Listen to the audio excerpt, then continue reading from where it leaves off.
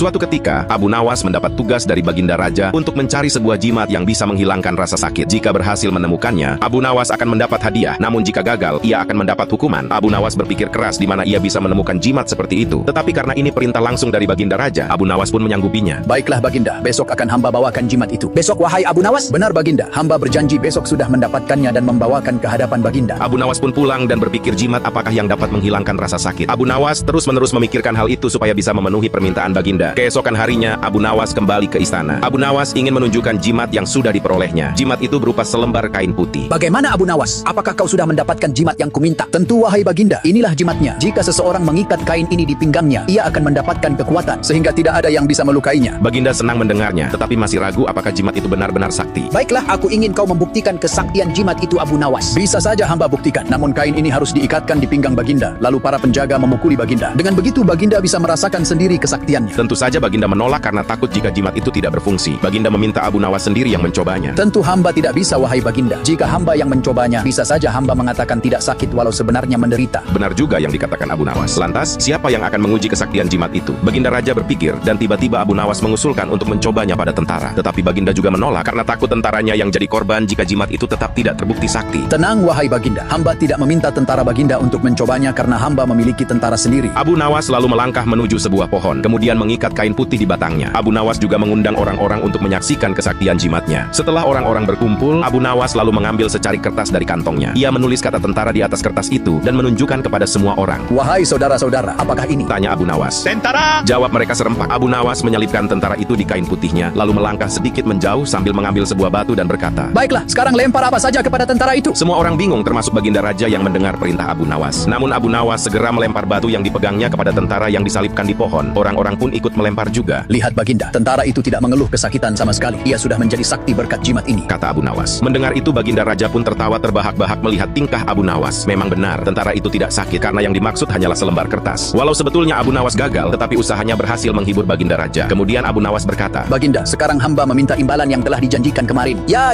ambillah ini Abu Nawas, kata Baginda sambil memberikan 100 dinar kepadanya. Akhirnya Abu Nawas terbebas dari hukuman. Tidak hanya itu, ia juga mendapatkan hadiah. Karena kecerdikannya lah Abu Nawas selalu berhasil lolos dari perintah sulit Baginda Raja.